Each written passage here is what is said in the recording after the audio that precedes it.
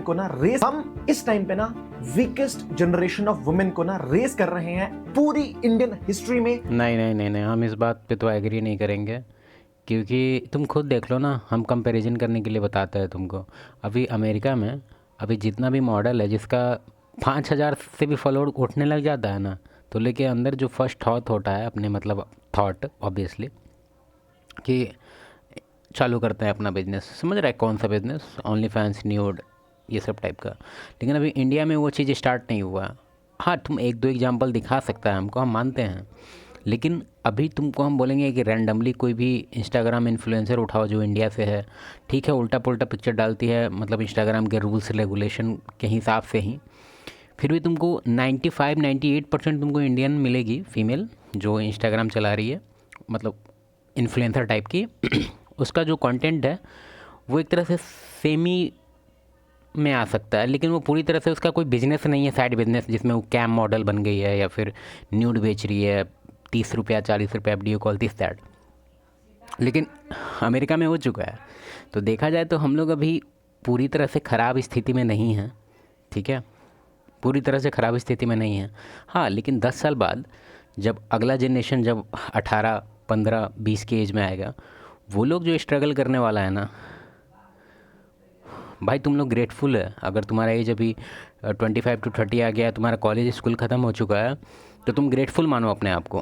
क्योंकि हम मानते हैं कि जो जेंजी तुम लोग करता है या हम लोग करते हैं, हम तो पहला बात हम डिसएग्री करने के लिए वीडियो नहीं देख रहे हैं, लेकिन हम बस एक पॉइंट कर रहे हैं कि अभी तुम कोई एज्यूम नहीं करना है या फिर ये नहीं सोचना है कि कितना ख़राब स्थिति आ गया हमारे इंडिया का। नहीं, अमेरिका का स्थिति भाई सिर्फ 10 गुना ख़राब है। वहाँ अभी तो क्या ही है, वो तुम खुद देख सकता है। अभी हम रैंडमली अगर हमको मॉडल मिलती है कोई भी इंस्टाग्राम की, अगर वो आउट ऑफ इंडिया की रहती है, तो ज़्यादातर का एक प्रोफाइल में बायो में रहता है गेट ऑल माय लिंक्स, या फिर लिंक्डइन ऐसा करके लिंक रहता, खुलेगा ओनली फैंस।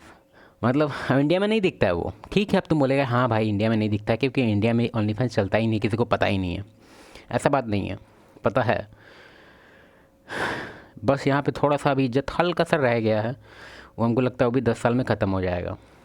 तो थोड़ा सा ग्रेटफुल रहो, थोड़ा सा, ज़्यादा नहीं। हाँ ठीक है, अभी स्टेट ख़राब होते जा रहा है, हम समझ रहे हैं, लेकिन थोड़ा सा ग्रेटफुल रहना है कि हम लोग उस स्थिति में नहीं है।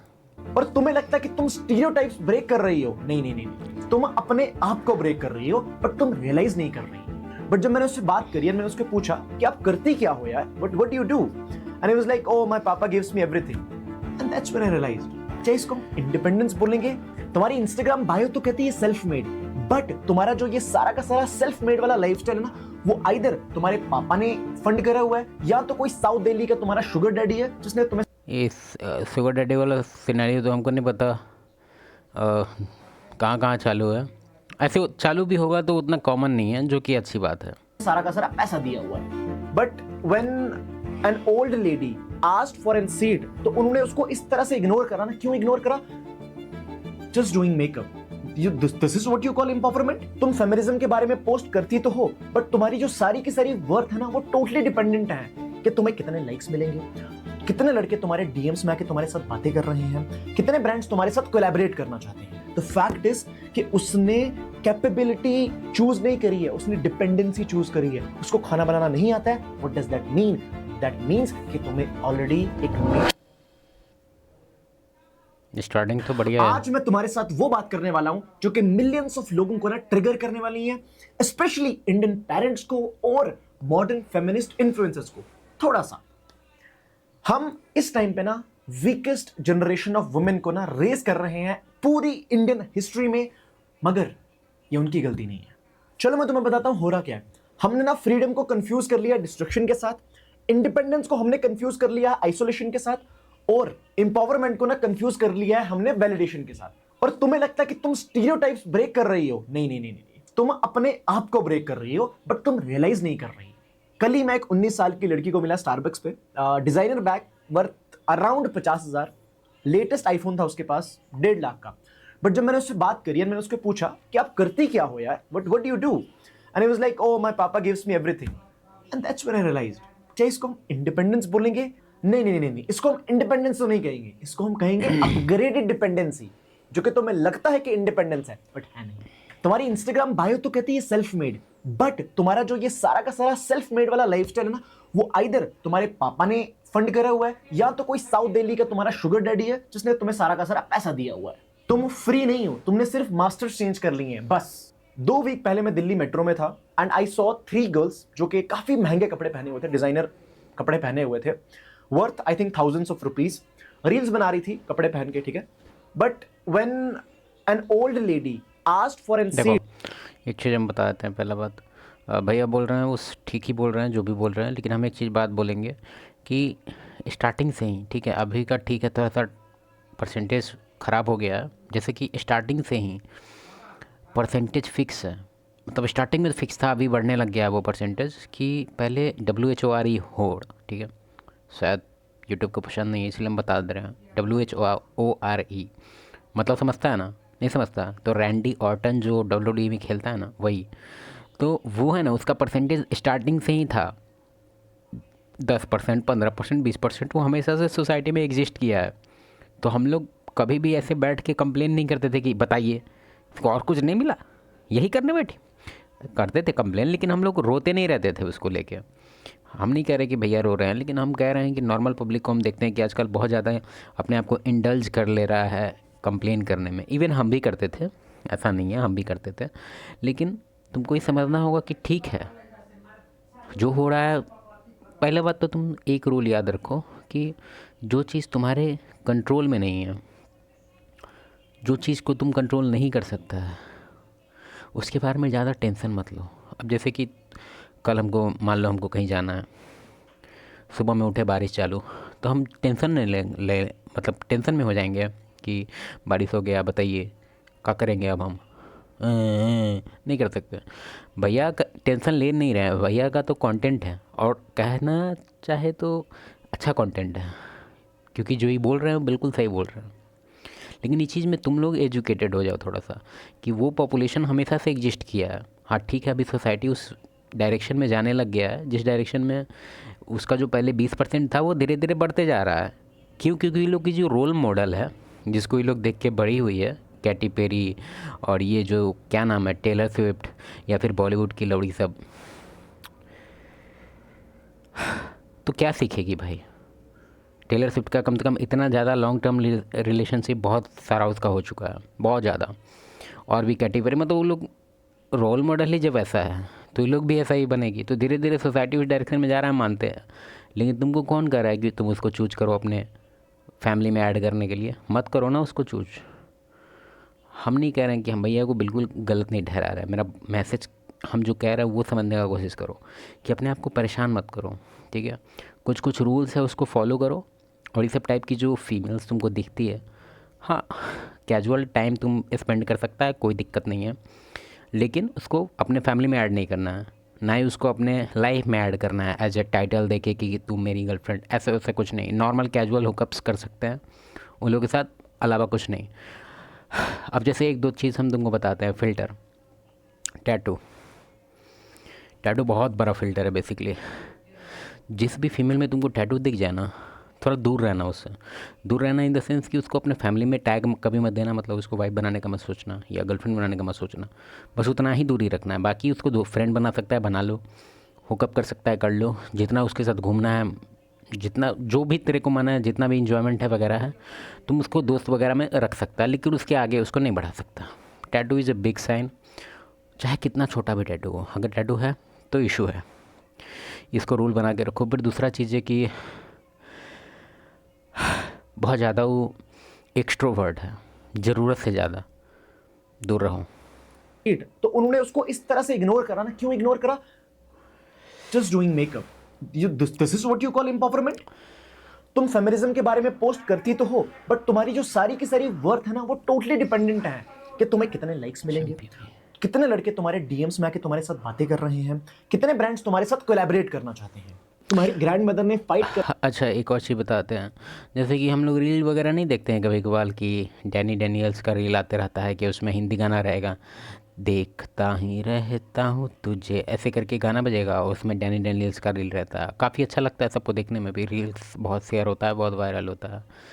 तो इससे अगर फीमेल को ये लगता है कि कोई प्रोमिस्क्यूअस फीमेल, हाँ, कोई रैंडी ऑर्टन सबको पसंद है, नहीं भाई, बस उसके वन टाइम के लिए सब उतना ऑब्सेस्ड हो रहा है इसके साथ कि भाई इतना ही है बढ़िया, इसका लुक्स वगैरह बढ़िया है, देखे हैं बढ़िया है, नीचे का सामान भी, तो बस वन टाइम के लिए उसको कोई इमेजिन नहीं कर रहा होता है कि हम इसको वाइफ बनाएंगे या हम इसको गर्लफ्रेंड बनाएंगे।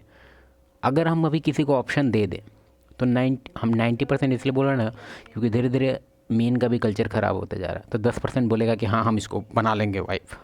इसलिए हम 90% बोल रहे हैं कि 90% मेल को अगर हम ऑप्शन देंगे कि तुमको अभी कोई भी CORN स्टार है, ठीक है, कॉर्न स्टार, कोई भी तुमसे उसका भी ब्याह कराएंगे हम, नहीं मानेगा वो ना, वही बोलेंगे कि वन नाइट, हाँ हाँ हाँ हाँ। तो यही सब फिलॉसफी है। करा था एजुकेशन के लिए, मगर आज के टाइम पे तुम फाइट कर रहे हो किसके लिए? फॉलोअर्स के लिए। तो मैं एक और शॉकिंग चीज बताना चाहता हूँ। क्या? लास्ट मंथ मैं एक फैमिली वेडिंग में था, एक ब्राइड थी एंड एन MBA ग्रेजुएट, ठीक है। The guy was more worried कि मेरी बीवी रिसेप्शन के दिन क्या पहनेगी देन द फैक्ट कि मेरी बीवी खाना नहीं पका सकती है। And it's not a thing कि यार खाना वाना वाला में तो हम तुमको एक चीज़ बताते हैं, बहुत इंपॉर्टेंट है बेसिकली, इसको एकदम हाईली सीरियसली लेना होगा तुमको कि खाना तो भाई तुम कोशिश करो कि फीमेल ही बनाए तुम्हारे लिए। और इसके पीछे ये नहीं है कि भाई लड़की है तो काम करेगी, नहीं, तुम इन्वेस्टमेंट का इसमें एक रूल होता है, जैसे कि तुम एक फ़ीमेल पे जो इन्वेस्ट कर रहा है वो मनी वाइज कर रहा है, मेंटल वाइज कर रहा है, तुम पैसा कमाने में मेहनत लगता है भाई, वैल्यू होता है पैसे का, तुम उस पर खर्च कर रहा है, तुम्हारे माइंड में भी चलते रहता है, उसका फ्यूचर सिक्योरमेंट के लिए तुम बहुत सारा कुछ अपने दिमाग में रखता है, तो वो तुम्हारा इन्वेस्टमेंट जा रहा है, ठीक है, मतलब माइंड इन्वेस्टमेंट बोल सकते हैं, मनी इन्वेस्टमेंट, तो एक तरह से ओवरऑल तुम्हारा जो इन्वेस्टमेंट उसके तरफ जा रहा है वो काफ़ी ज़्यादा है। उसके तरफ से कितना आ रहा है, तो उसके तरफ से सब टाइप का जो वर्क है वो तुम्हारे पे जब करती है तो उससे उसका वही इन्वेस्टमेंट बढ़ता है, तो इससे एक तरह से लॉन्ग टर्म कंपेनियनशिप उसका टिकेगा। क्यों? क्योंकि दिमाग जो है ना अपना बहुत स्मार्ट है, किसी भी चीज़ में अगर तुम मेहनत करेगा ना तो दिमाग तुम्हारा रेशनलाइज कर देता है कि देखो तुम्हारा यहाँ इतना इन्वेस्टमेंट है, रिटर्न चाहिए हमको, इसलिए रहना है अभी यहीं पे टिक के।